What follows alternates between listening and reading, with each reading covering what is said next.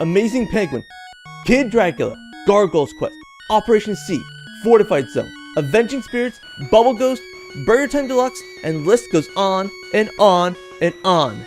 It's games like these that show what a marvel the Game Boy truly is.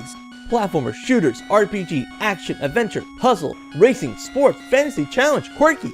The vast collection of bite-sized goodness proves there's always something to love about this little guy, and truly Yoko Gunpei's greatest masterpiece.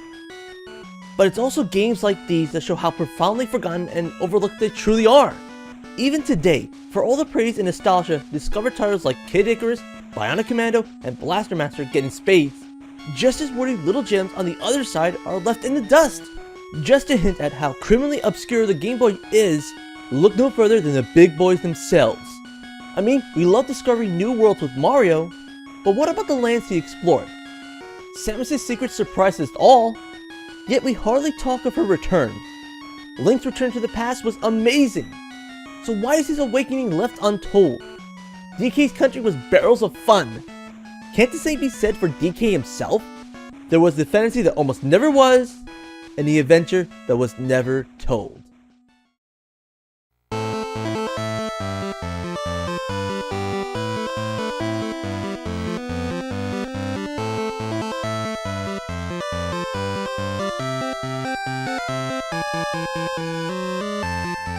Final Fantasy Adventure is everything I love about RPGs, and that made me asking a lot from a Game Boy cartridge, but trust me, this is not just another unappreciated classic. Final Fantasy Adventure is not just a noteworthy RPG you slay monsters, learn spells, and conquer dungeons, it's a climax of coolness. Final Fantasy Adventure is not just a memorable 8-bit soundtrack that we missed out on, it is an orchestra of signature excellence. Final Fantasy Adventure is not just another epic tale of a hero rescuing the girl and saving the world, it is one of the most powerful stories of its time. Final Fantasy Adventure is not something that could have potentially defined a system, it is something that could have potentially defined an era. Final Fantasy Adventure is not just another great game, it is a masterpiece, reminding us time and again why we loved the Square. As a matter of fact, one often ignored and important quality is that it was a game of many firsts for the company. Remember the Chocobos and Muggles? Yes, for us in the US, we laid our eyes on two of Final Fantasy's important stars, debuting before 2 and 3. Go figure. Also, Europe's first Final Fantasy game called, are you ready for this? Mystic Quest! Go fig, right? Limit breaks, transits, overdrives, and all that shit? Wondered where it all started? Right here. And everyone knows the first Mana game, right? Wrong! Believe it or not, this is Mana Prime. So take a seat and open your minds, guys. It's time for a history lesson. In 1987, Square trademarked the name Seiken Densetsu, literal translation meaning Holy Sword Legend. It was to be the first step for a bold, new, ambitious project dubbed The Emergence of Excalibur. Under the guide of Chrono Trigger's Kazuhiko Aoki, this massive RPG was Square's biggest undertaking for the Famicom disk system yet. Early ads suggesting the game itself was an unprecedented 5 discs long, the largest for a Nintendo title to date.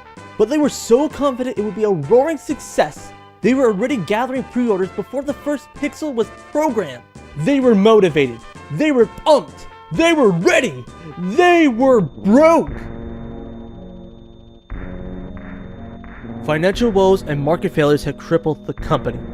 Facing a looming bankruptcy, management began canceling projects one by one. And Emergence of Excalibur was too big of a risk. So in its early stages, it was shelved. And eventually, fans received a letter from Square announcing the game's inevitable cancellation, giving them their refund. But also in the letter, it stated to look out for another RPG in the works. It was called Final Fantasy. And you guys know the rest. Or do you? In 1990, Koichi Ichi began groundwork with Yoshinori Kitatse and Goro Hohashi on a new Game Boy venture called Genma Knights. It strayed off Square's tried and true turn-based tradition for something more Zelda-oriented. though character design was more in line with the Sakaguchi style, but that was changed in later titles. It was a world of Ishii's vision, a tale inspired by the likes of Moomin, Alice in Wonderland, and Lord of the Rings. But Square thought it needed more. So up in the attic they went, dust off boxes from years past, and thus a forgotten face was reborn as Seiken Densetsu Final Fantasy Gaiden. The first mana game debuted as a Final Fantasy spin-off. Wait, what? A spin-off?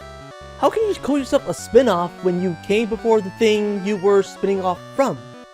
That makes no sense. That's like calling Big Bro your little bro after being locked away and living on fish heads for a few years. And if the name was so important, how come it was dropped here in the US? Well, for one reason. Name brand. You see, despite its lukewarm sales here in America, Final Fantasy was Square's hottest ticket item here. So rather than banking on a know-nothing name, they slapped the old Final Fantasy logo to drum up sales. And probably why they did the same for Genma Knights and Saga, aka Final Fantasy Legend. In foresight, it was a genius move that killed two ducks with one shot. Reviving the Seiken Densetsu infamy saved Square the legal trouble coming up with new IP, while at the same time won over the lost Excalibur crowd and loyal Final Fantasy fans alike. But it does raise the question, does Final Fantasy Adventure have anything to do with the emergence of Excalibur? The original Seiken Densetsu? They both have Excalibur, but the answer is hard to say. The project was in early planning, remember? It could have been turn-based like Final Fantasy, or in the neighborhood of Mana, or something completely different. Who knows, except Aoki and his crew, and without a viable prototype plus a piddling trickle of snapshots? Emergence of Excalibur remains today as what it always been, a mystery. After that, Sunsoft re-released Final Fantasy Adventure in 1998, and it was ported over to mobile phone with full color palette in 2006. And no, I didn't forget its 03 reboot, Sword of Mana. Quite honestly, there's very little to say cause I really didn't play that much, and really have no interest in playing for the near future. So rather than bum rush through an entire RPG and squeeze every grand, minute, all versus new comparison into a few fleeting minutes, why not save it for a full-fledged review for another day, okay? Well, lesson's over, time for recess.